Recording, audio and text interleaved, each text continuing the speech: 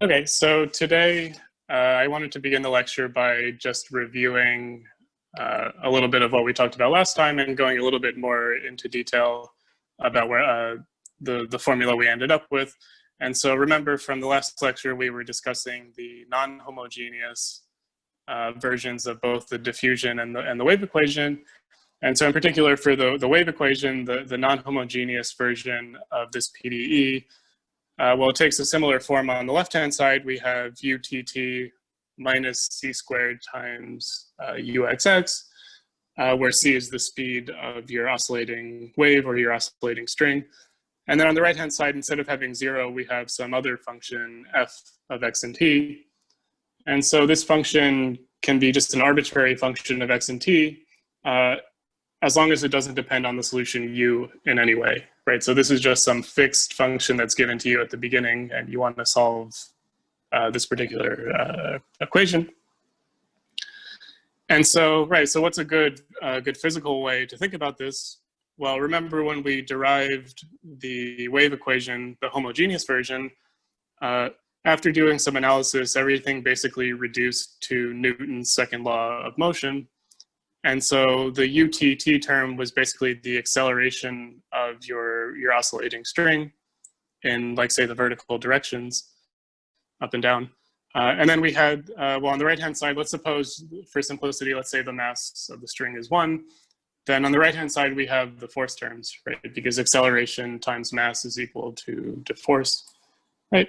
And so, well, the UXX term ended up being what resulted from basically the tension of the string acting on itself, right? So if you have like if your wave is, or your string is like peaking at a particular point, then next to that point, there's two pieces of the wave which are pulling it down, right? And so at various points in your string or your wave, there are interactions of this type.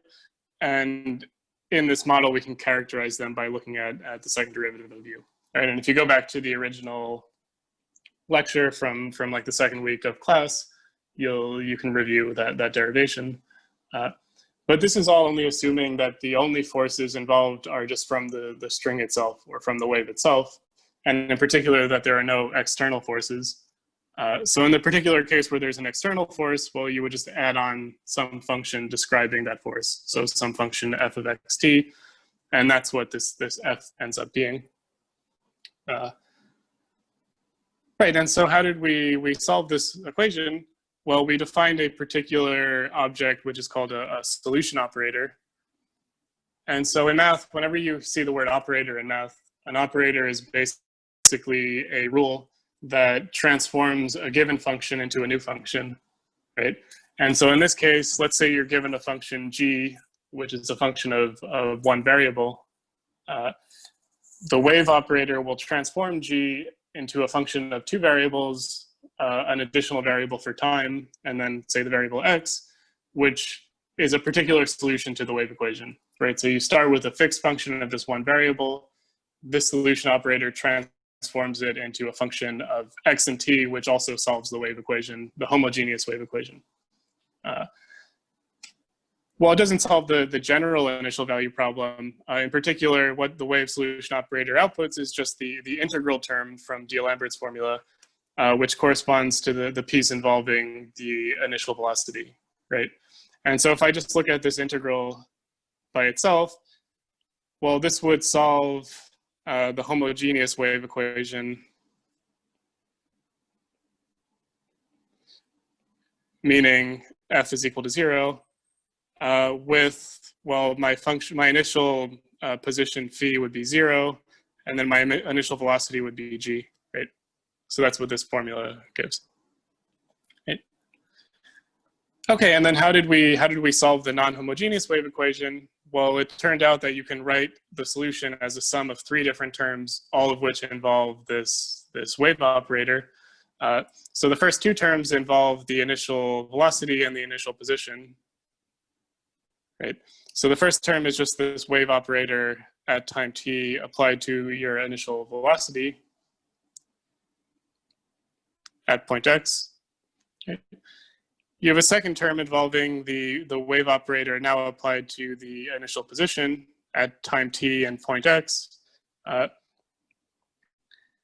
Of course, if you think back to the D'Alembert formula, the term that involved phi did not involve any integrals, right?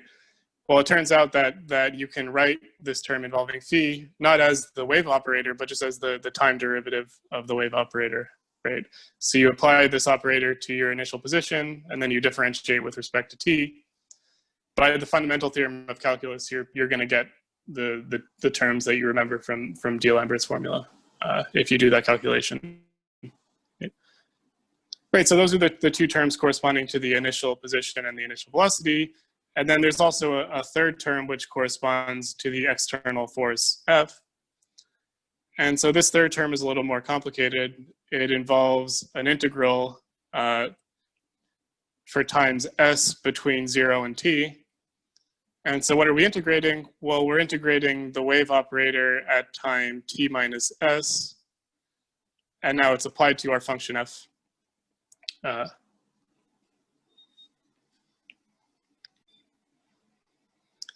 All at point x, right? And so we're integrating with respect to s.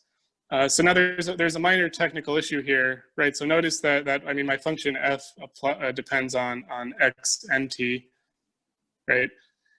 And so in this formula, it turns out that this formula you need to take into account basically all the past history of your function f between 0 and t.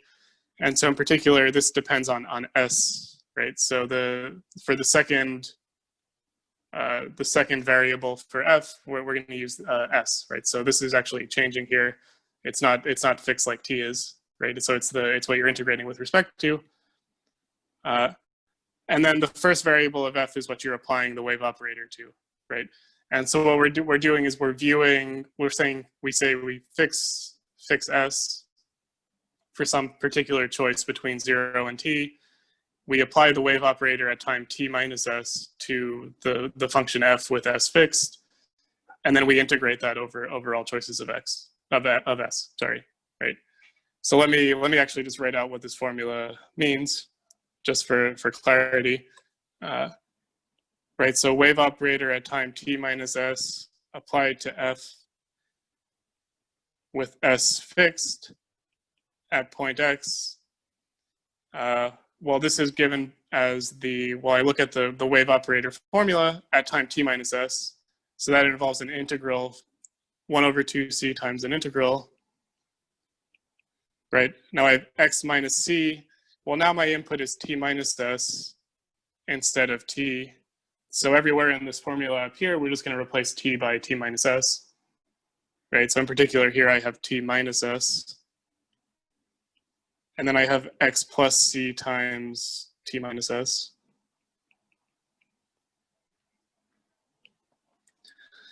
And then, right, well now, what is the formula? What does the rule tell us to do? It tells us to integrate the function that I'm plugging in. We're only viewing the wave operator as acting on the first variable for f, right? So that's the variable we're integrating with respect to. And then this s is held fixed, right? And so the s should be held fixed here. Right, and so this is really just a matter of notation. Like, what do I mean by this thing that I wrote previously? This is one way of expressing this formula, right?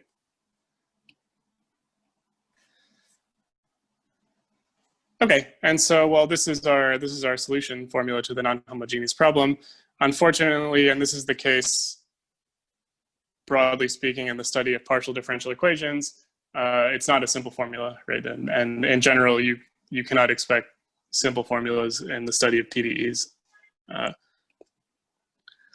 Okay, and so what I wanted to do to end this discussion is just let's look at a particular example so we can write out all of these integrals for actual functions, and maybe that will help a little bit.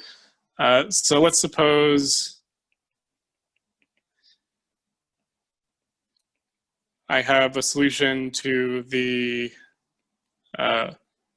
wave equation utt minus c squared uxx, and suppose this is equal to like e to the minus x to the 4 times e to the minus t squared, let's say. And so this is my function f of xt is e to the minus x to the 4, e to the minus t squared. And so physically, what does this mean? Well, the function f is like an external force. And so notice that, let's say t is very small, then e to the minus t squared is basically just 1, right? If t is close to 0, this is close to 1. And then e to the minus x to the 4 is concentrated near the origin in x, right? It's about equal to 1 near the origin. And then it decays very rapidly, right? And so this force corresponds to, there's some, say, large initial force that's applied to the string near the x origin. But then as time evolves, this e to the minus t squared has like a dampening effect, and it eventually becomes close to 0, right? So this is like a somewhat large external force near the origin, which over time just dissipates, and there's no longer any external force as t goes to infinity. Right, and so let's suppose that let's say the initial position is equal to sine of x, and let's say the initial velocity is equal to 0, right? Just to simplify some of the calculations a little bit. And so then what does the formula look like? Well, I go up to the time derivative, right? So my solution, u of xt, well, I have the time derivative of the wave operator applied to my initial position. So let's write that out. This is 1 over 2c integral from x minus ct to x plus ct of sine of x, or sorry, let's sine of w dw. Right, and I'm differentiating this whole thing.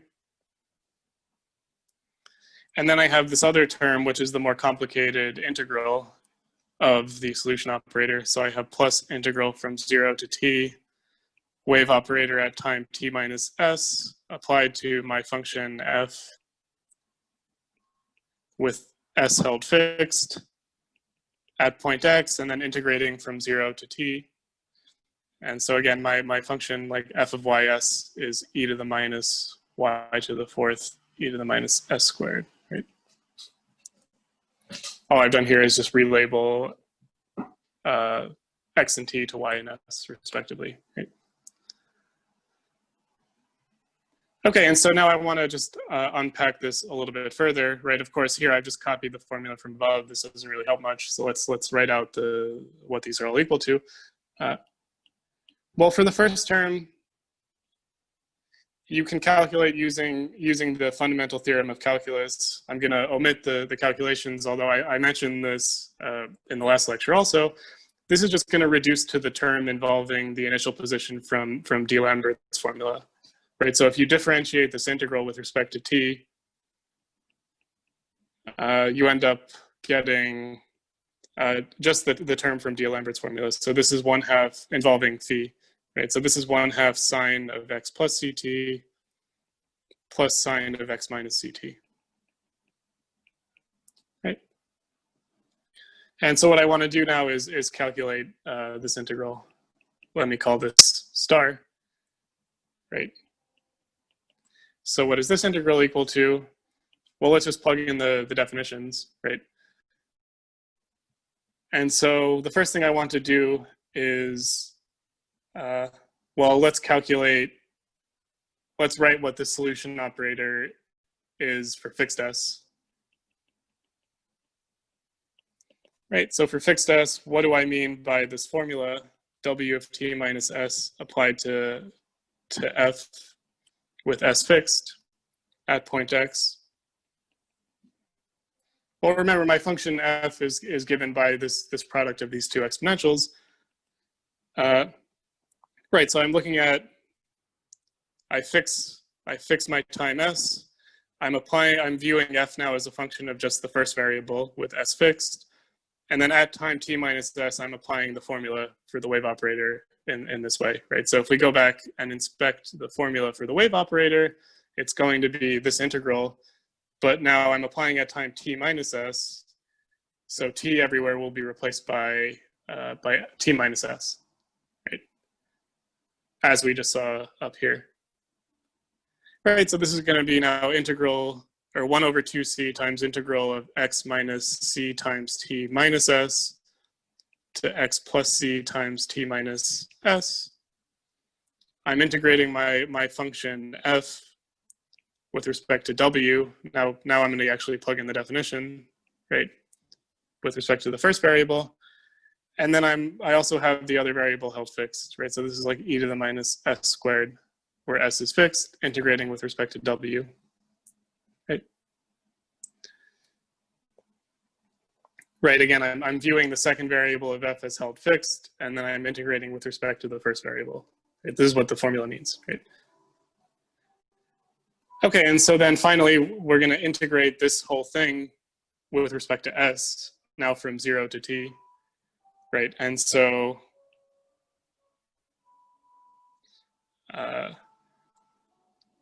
if I integrate from 0 to t, the solution operator, this ends up being 1 over 2c, I can factor out, and now I have integral from 0 to t of just the expression from before, right? So integral x minus c times t minus s, x plus c times t minus s, e to the minus w squared, e to the minus s squared, dw ds. Right? And so this ends up being what this integral star from before turns out to be, right? So the integral involving the function f.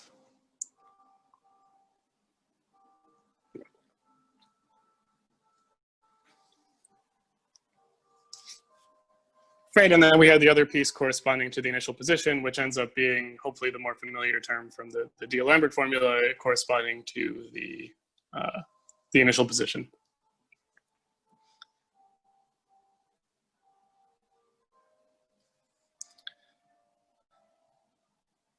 Okay, and so if you wanted to, or sorry, this should be w to the 4, excuse me.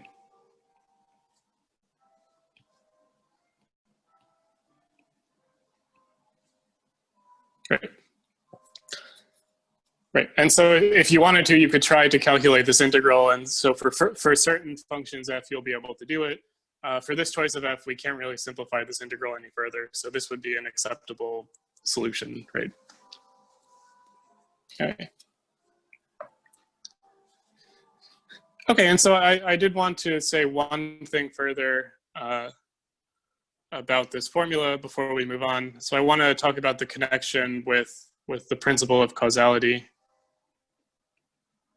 which we saw originally for the homogeneous wave equation. Right. And so in particular, I just want to look at the force term, or the term involving f.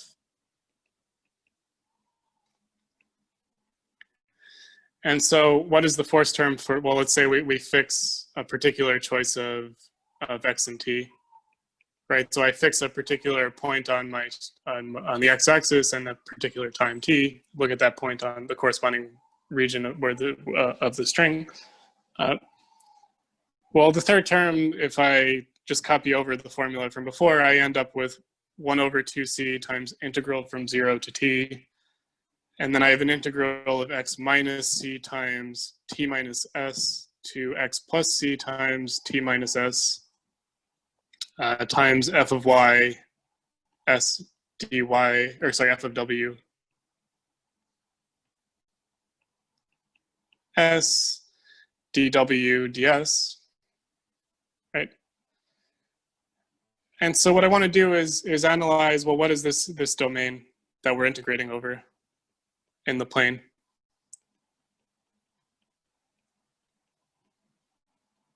Right. And I want to view it in the xt plane. Right. And so in order to understand this domain a little bit better, let's just write out the bounds. So we have our variable s, which is between 0 and t. Right. And then we have our variable w, which also has bounds, although they're a little bit more complicated. So we have x minus c times t minus s is always less than or equal to w, and that's always less than or equal to x plus c times t minus s, right? And so let's look at the first inequality. So the first inequality says that, or the left inequality. Well, this says that if I look at x minus ct, let's add, right? I mean, I have x minus ct plus cs is less than or equal to w. So if I subtract that, this says that this is always less than or equal to w minus c times s, right? On the other hand, if I look at the second inequality,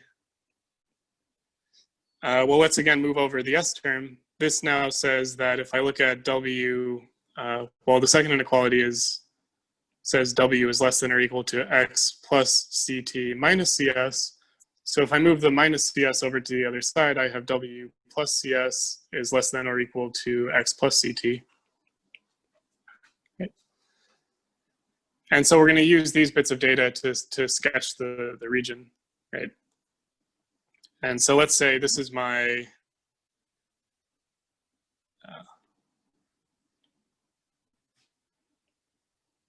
let's say this is my x-axis, this is my t-axis, and let's say this is my fixed point x comma t, which remember we fixed some particular point. Well, remember we have this picture which is related to the causality principle, where say this is, well, here I have x, here I have x minus ct, here I have x plus ct, right? And we saw before that this this domain represents the past history of your solution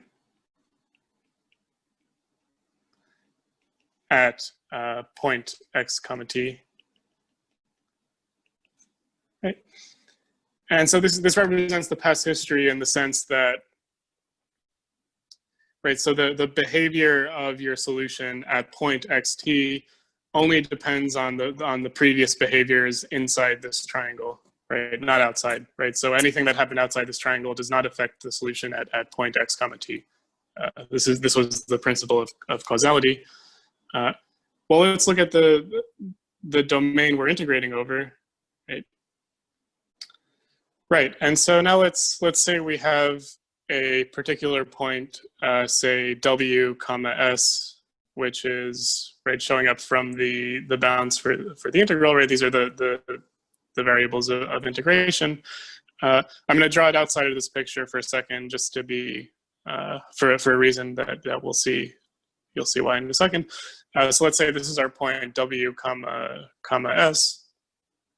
Well, what I'm going to do is consider the same past history at this particular point, right? So I'm going to drop two lines with the same slope, right? So the slope here is minus 1 over c, and the slope here is 1 over c, as we have here, right? So maybe it's worth indicating that this is slope slope positive 1 over c, and then negative 1 over c, right?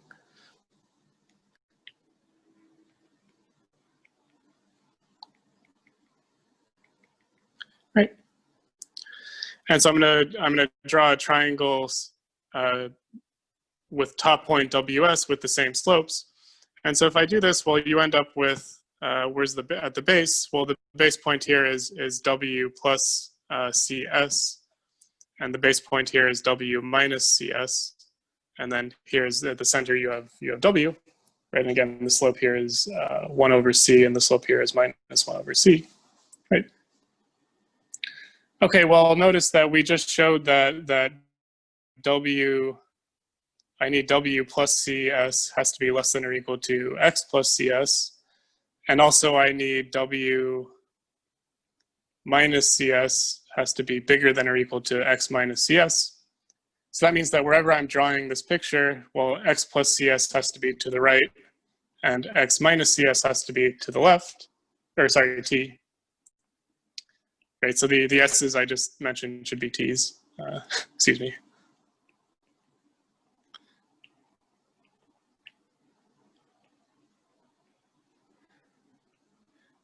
Right, so x plus ct has to be to the right of w plus cs, and x minus ct has to be to the left of w minus cs. So that means that, right, so I don't know where necessarily w is, but I need w minus cs to be to the right of x minus ct, and I need w plus cs to be to the left of x plus ct, right? And moreover, I'm assuming that s is smaller than t, so my point s is of course smaller below t, right? And so this means that whatever this triangle is, well, this triangle had to be inside here, right? So maybe this is my point s, and this is ws, right? And so what this argument shows is that this point, the point ws in the domain of integration, which recall is exactly the domain that we use to get these inequalities, well, this point has to be inside this past history triangle.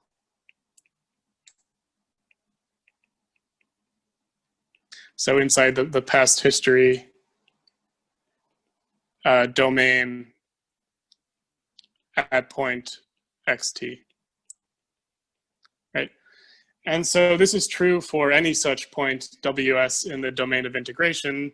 And so it follows that well, what are you integrating over in this formula? You're actually integrating over the past history, right? So this is equal to 1 over 2c times the double integral of my function f of ws dw ds, and you're integrating over this past history triangle at the point xt, right? So this is the past history domain.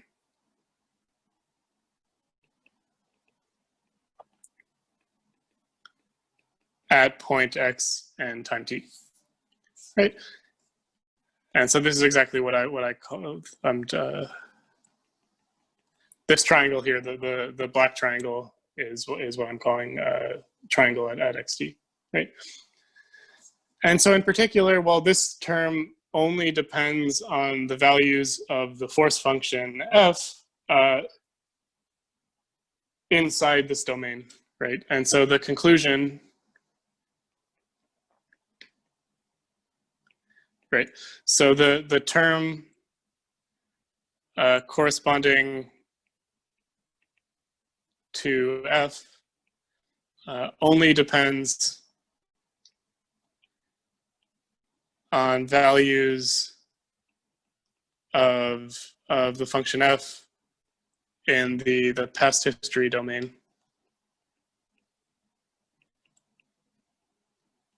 right? Meaning if I fix a point x comma t, then the value of my solution u of xt to the non-homogeneous problem, well, the values depend on the force function in some way, but it only depends on the value of the function f in this triangle, in the larger black triangle at this particular point. Right? So that's the conclusion. Right, and so this shows in particular that the principle of causality generalizes to the non-homogeneous equation, meaning like the only data that can affect the behavior of your solution is at a particular fixed point is the data that's inside this triangle. Right? Okay, and so now we're going to move on and discuss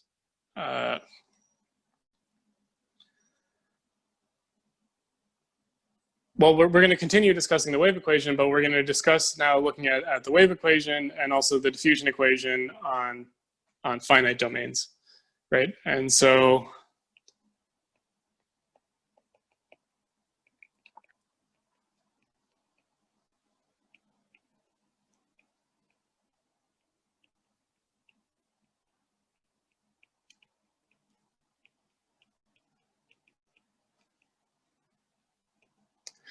and in particular, well, notice that in all the previous problems we looked at.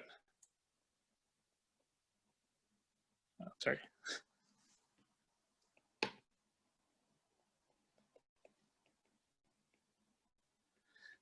We looked at the situation where the x domain was between minus infinity and infinity, and so the domain was just the whole real line, right?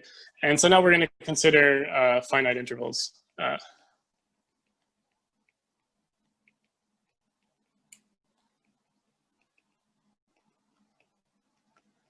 say x is between 0 and some number L, right?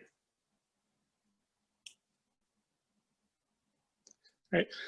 And so if you think back, we already actually addressed one problem of this type on a past homework assignment. And so recall from previous homework, I think it was homework 3, we studied the following problem. These types of problems are typically called boundary value problems.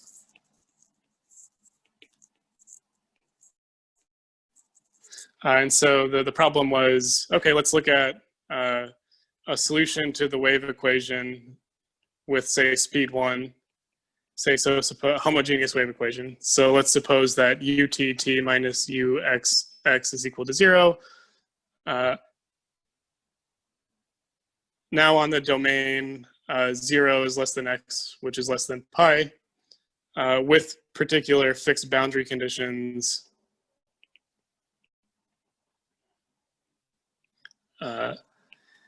U of, well, when x is equal to 0, for all time t, this is equal to 0.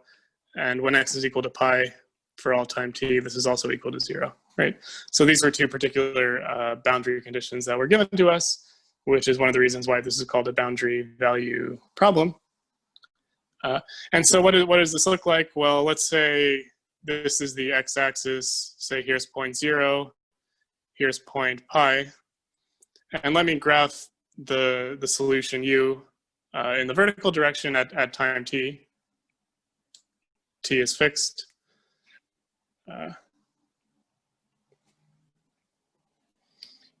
Right, and so what do these two boundary conditions mean? These two boundary conditions mean that no matter what my solution looks like, I'm forcing it to be equal to 0 at these 2 points, although in between it can oscillate in complicated ways, right? Right, and so you can think of this as like as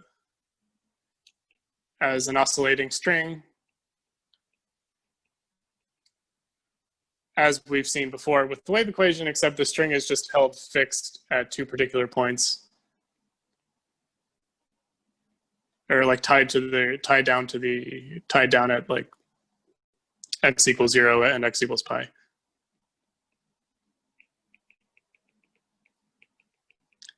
Right, so in between 0 and pi, it can oscillate, but it's been like pinned or tied to those 2 points. Right? And so this is an example of a particular type of problem, which is called a boundary value problem, because you have your partial differential equation on a finite domain, and in order to study it, you need to impose certain boundary conditions, of which these two are 2 examples. Right, and so let's recall, how did we solve this? Well, we guessed that the solution should be of the form u of xt is a product of 2 distinct functions of x and t separately. So say some function f of x times some other function g of t. And the reason we guessed this was because, well, this is like kind of a simple scenario, and in this scenario you can actually get a hand on the equation and do some calculations that give you some non-trivial conclusions. One reason why you may guess that this is a nice approach is because, well, if you look at the PDE, there's no mixed partials, right? And so if there are no mixed partial derivatives and you apply this operator to a function of this form, where I have one function of x times another function of g, you can reduce the partial differential equation to a certain ordinary differential equation for each of the respective functions, basically because the derivatives are acting only on one of the 2 variables, all the derivative operators, right? Maybe x or maybe t. And so we did this in your homework assignment, you did this for this particular equation. And we arrived at the following conclusion. We applied remember, we applied the differential operator associated to the wave equation to this product of f and g. And we, as I just mentioned a minute ago, we arrived at two different ordinary differential equations for f and g, which were second order ODEs, which we know how to solve using techniques from the theory of ordinary differential equations. And so it turned out that f and g both had to be combinations of sines and cosines, right? And so using the boundary conditions, we were able to obtain a little bit more information about the coefficients of these combinations of sines and cosines. And we finally arrived at the following conclusion, which was, again, which you did on your homework. So we saw that for each integer,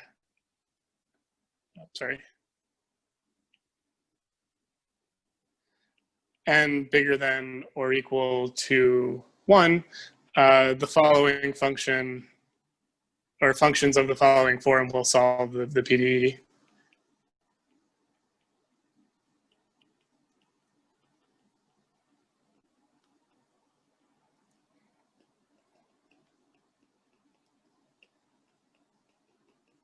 Right, so we could have maybe some number an times the cosine of nt plus some number bn times the sine of nt. I mean, I think I wrote it in the opposite order on the homework assignment, but it's the same thing. And then times the sine of nx, right? So this is like my g of t, and this is my f of x, right? And we saw that for each different integer bigger than or equal to 1, this will give a solution to the PDE with the boundary conditions, right? So with boundary conditions. Right. And so, by the way, so since we're viewing u as a function of a product of functions of two separate variables, this technique is usually called separation of variables, right? And so it led to this combination of sines and cosines, which is a product of one term that only depends on t, and then another term that only depends on x, right? So this is the separation of variables technique. Okay, but remember the wave equation is linear, right? And so, well, for each different integer n, we have a solution that looks like this. And so if I add up a bunch of different solutions for of this form, I should get a more general solution, right? So by the superposition principle, which is basically just linearity, we expect the following formula to give a more general solution to the boundary value problem.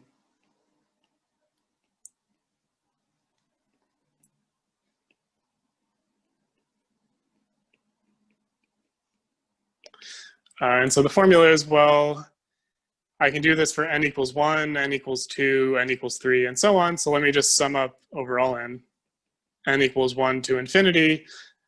I'll have some constants an times cosine of nt plus some other constants bn, which could depend on n, but don't depend on x and t, right? They could be different for each n. I don't know what they are yet, but they could be different, times sine of nt, and then all this times sine of nx, right? And so this is our candidate for a more general solution formula.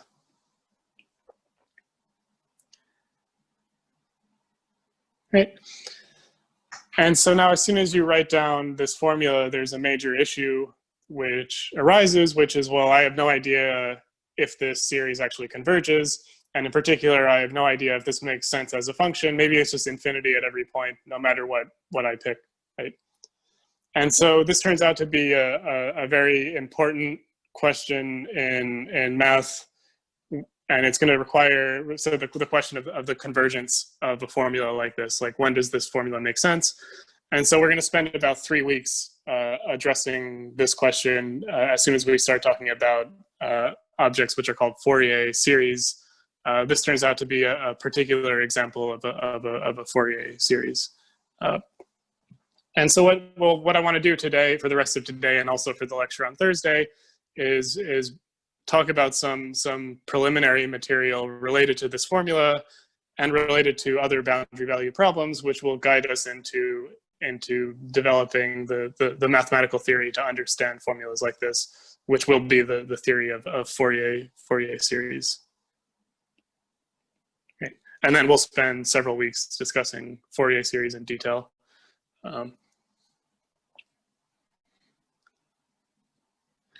Okay, and so what I want to do now, though, in order to begin this kind of motivational section is consider, well, this is just a boundary value problem without any initial conditions, right?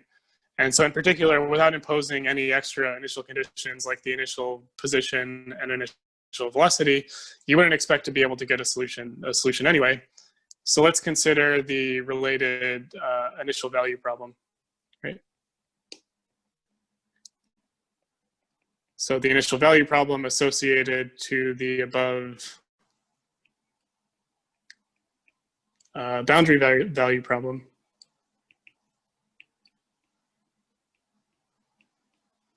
And so, right, so we still have the PDE UTT minus UXX is equal to 0. Now we're looking only at x between 0 and pi. And so we have these boundary conditions when x is equal to 0 and when x is equal to pi. For all times t, my solution is 0. And then I also want to impose some initial position, which will be phi of x, and an initial velocity, which will be c of x as before. Right. And so this is like the more precise boundary value problem with some initial conditions. Right, well, suppose I can write my solution in the form that we saw above, right? So suppose u of xt equals n, the sum from n equals 1 to infinity of an cosine nt plus bn sine of nt all times sine of nx. Right? Say this is my solution. Well, in order for the initial conditions to be satisfied, certain properties need to hold, right? And so let's check these initial conditions. Right, and so the first thing I'm going to do is plug in t equals 0, right? Because this should give me phi of x, right? Well, we would need phi of x, which is equal to u of x comma 0. Well, what happens if I plug in t equals 0 to the formula? Well, I get sum from n equals 1 to infinity. I have an times cosine of 0 plus bn times sine of 0 times sine of nx. Right? Of course, cosine of 0 is equal to 1, and sine of 0 is equal to 0. And so therefore, this tells us that we would need, whatever my initial position function phi is, I would need to be able to write this function as an infinite sum from n equals 1 to infinity of this number an times sine of nx. Right? And so this brings us back to the previous problem, which is, well, how do I know that a series like this actually converges, right? And so what this tells us is, well, if this formula is valid, then I need to be able to write my initial position as some infinite sum, possibly infinite sum of combinations of different sine functions, right?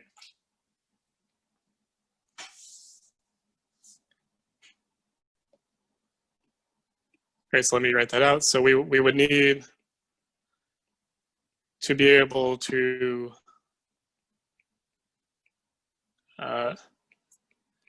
write phi as a possibly infinite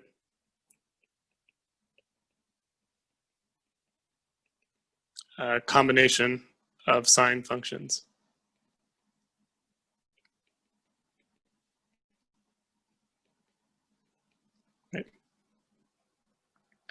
And so this brings us to the following question, which I kind of mentioned above, which is a very important question, which is, well, given a function phi of x defined on, say, the interval between 0 and pi, with 0 boundary conditions. So with phi of 0 equals phi of pi equals 0, when is it possible to decompose phi and write it as a sum of infinitely many sine waves? So when is it possible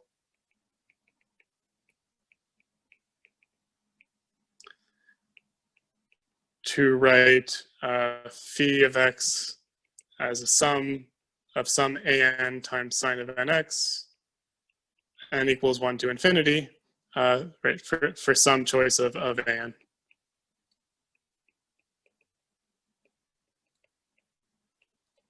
Right.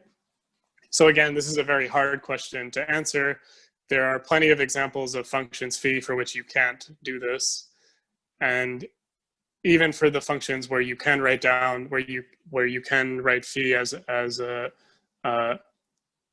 an infinite sum of this form, actually proving that you can do so is very hard, right? And so this is going to take us, again, several weeks to develop the theory that we can use to answer this question, right? But I mean, the key point is that, well, let's go back to this. This is a relatively simple modification of the partial differential equation we were looking at before. All we're asking is now let's only look at a finite piece of string instead of an infinite piece of string. And if you look at the wave equation in a finite domain, you're very naturally led to this infinite sum involving sines and cosines. And so this leads you to this mathematical question of, well, when can I write down a series of this form, which is an infinite sum of sines with different sines at different frequencies with different coefficients, right? Okay, and so that was just for phi. Let's consider what happens when we look at the second initial condition for the initial velocity, right? We're going to be led to a similar question, right? So we would also need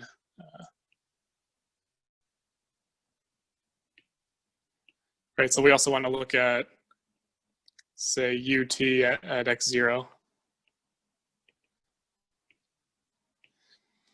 Well, what happens if I, right, so my solution formula is this infinite sum of, well, I have the term that depends on t and the term that depends on x.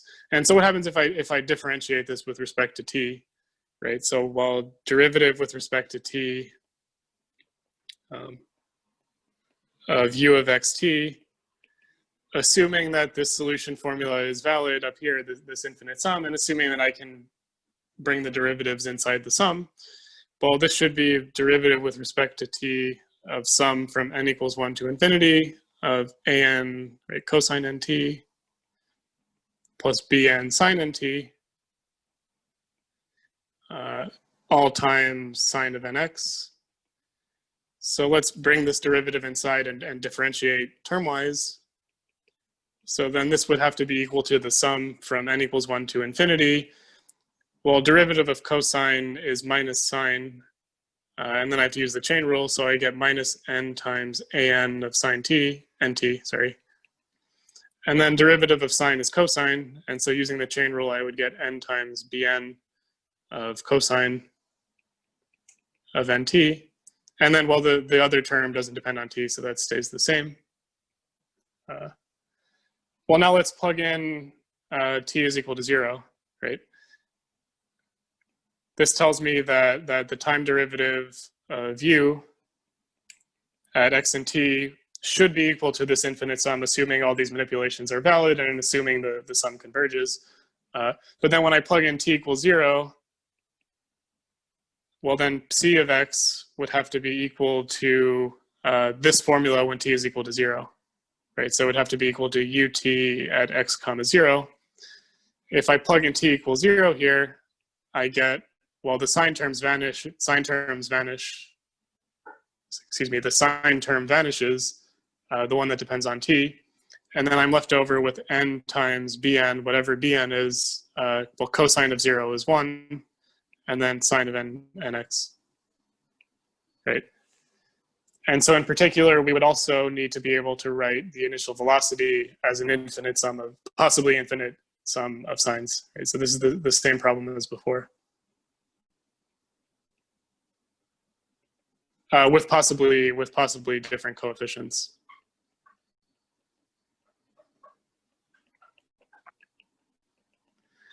Right, so the second initial condition, which is a necessary condition for actually writing down an explicit solution, as we've seen before for the wave equation, well, this leads us to the same problem that I addressed up here, right?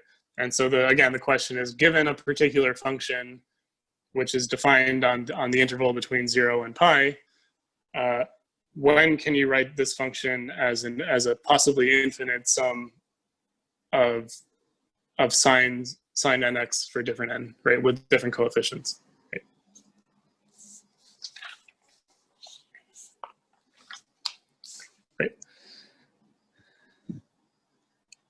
Right, so I want to just add in a remark. So look at, I mean, these special functions we have here, sine of nx. Well, as n increases, right, so let's say, let me draw now, say n is equal to 1. We all hopefully know that the graph of sine looks something like this, right? But as n increases, well, what does this mean? This means that the period of the sine wave decreases in length, right? So let's say n is equal to like 10. Well, then the sine wave is going to be oscillating a lot more frequently, right? Right. And let's say we went up to like n equals 100. Well, then it's going to be oscillating even more frequently, right? I mean, this is not drawn to scale. I'm just trying to give you a vague idea, right? And so, I mean, the point is that large n corresponds to large frequencies.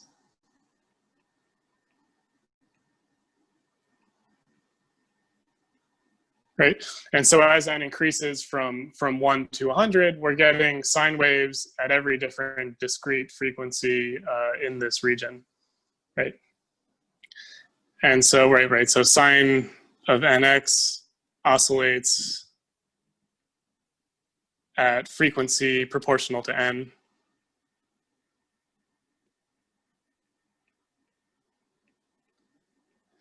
And so what's going on here? Well, if this question has a positive answer, right? So if I can describe the solution to the wave equation in this manner, it basically says that my solution has to be what's called a linear combination of sine and cosine waves, which are oscillating at frequencies from a discrete set. Right, and so maybe if I look at phi, the formula I have for phi here, this becomes maybe a little bit simpler to state, right? So if phi of x is equal to sum n equals 1 to infinity an of sine nx, this would say that phi of x is a combination of sine waves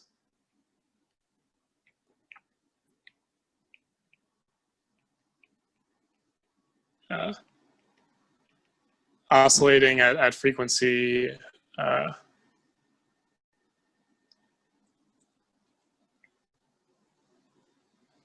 oscillating at discrete frequencies, sorry. Right, so there's not like a continuous spectrum of frequencies that make up this function. I can just draw from a discrete collection, which are indexed by the integers, and by combining sine waves with possibly different coefficients, by combining sine waves from this discrete selection of frequencies, I can construct my function phi. right? So this says that this function phi is a superposition of sine waves that are oscillating at discrete frequencies, right?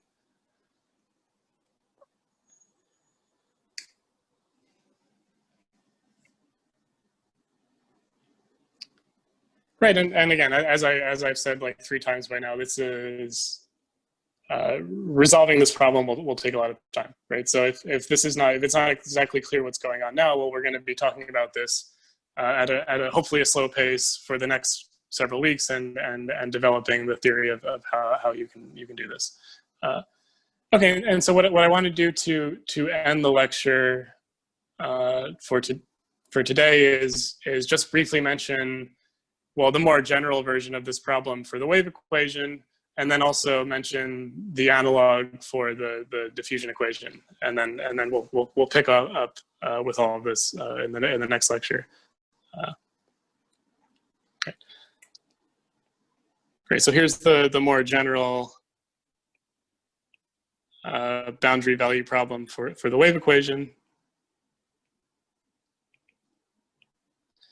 Right. So now we're looking at utt minus c squared uxx is equal to 0. Now instead of x between 0 and pi, we'll just look at x between 0 and L, where L is just some positive number. And then everything else will be the same, right? So I have boundary condition 0. Well, now instead of x equals pi, I just have x equals L. And then we'll have the initial conditions, right? So initial position is phi. Initial velocity is c.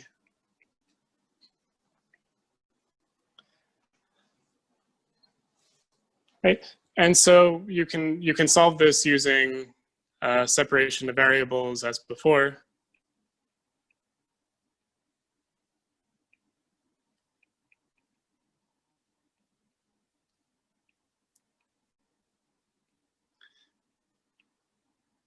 And so the argument is essentially the same. Except you just have different constants and different terms that show up for the frequencies corresponding to the fact that you're not just on between 0 and pi anymore, and that you have speed c. And so the guess for the solution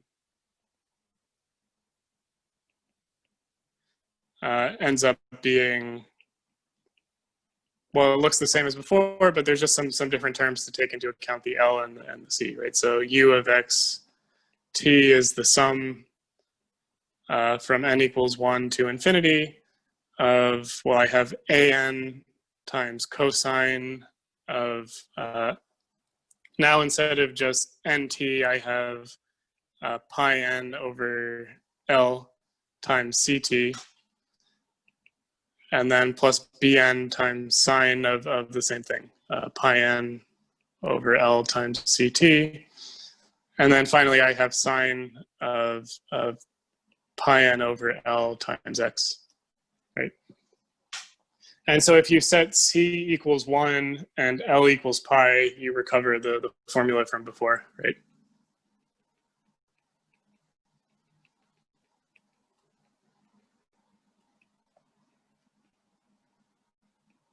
Right. And again, you can find this formula just using the same method that we went over in homework 3 and that I reviewed above, right? It's just a matter of like adding in these extra constants and keeping track of them. And so this is what happens.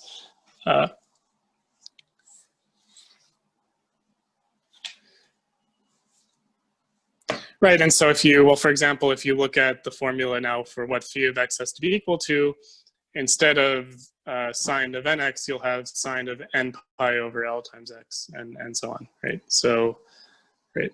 So for example,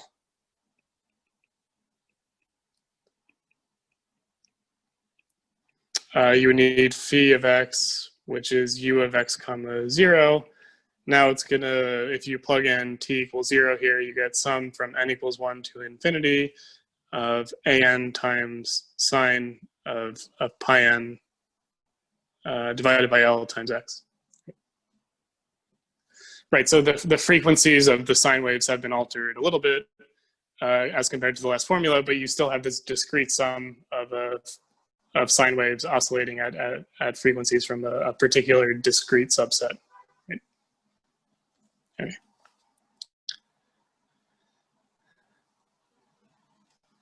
Okay, and then finally, I also want to talk about the diffusion equation.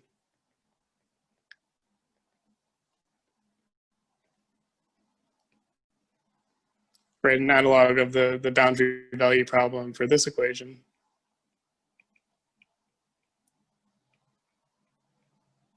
Right. And so here, once again, well, we're going to look at the standard initial value problem for the diffusion equation. So I have ut minus k times uxx is equal to 0 with initial position phi of x. Right? But we're going to assume that, well, x will no longer be between minus infinity and infinity, but x will just be between some number 0 and some number L. And in order to get anywhere, we need to impose certain boundary conditions, and we'll use the same boundary conditions. So when x is equal to 0, my solution is equal to 0. And when x is equal to L at the two endpoints, my solution is also equal to 0. And for time, we'll assume that time is just positive and less than infinity, right? So the time interval will be infinite. We're just now imposing that the x interval is between 0 and L. And so once again, this can be solved using separation of variables.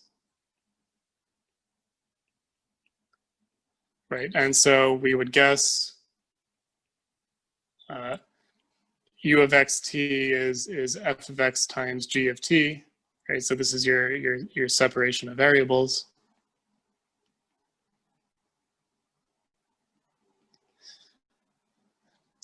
Solving this using the equation and the boundary conditions.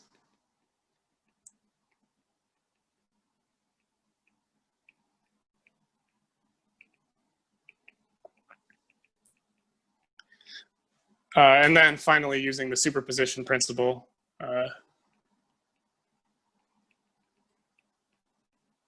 As we did with the wave equation.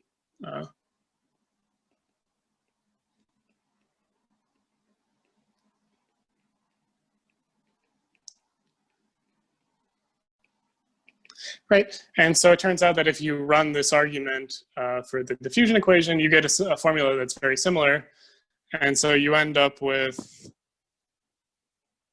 the following guess for a solution. Again, it's going to be an infinite sum of different sine waves oscillating at discrete frequencies. And so the guess is going to be u of xt is the sum from n equals 1 to infinity of some number an, which could depend on n. And then I have an exponential term, which should remind you of the source function from the formula for the whole real line. So I get e to the minus n pi over L squared times kt. And then I have sine of n pi over L times x, right? So this is once again an infinite sum of sine terms at discrete frequencies, but now I have this extra term involving this exponential function, which also depends on n. Right, and so in particular, well, once again, let me plug in t equals 0. Well, now I have infinite sum n equals 1 to infinity. When t is 0, the exponential term just becomes 1. And so I get the same formula from before. Right. And so once again, if I want to solve the diffusion equation on a finite domain, finite x interval, I'm led to exactly the same question, which is, can I write my function phi as this infinite sum of sine waves oscillating at different frequencies, right, with particular coefficients? Right.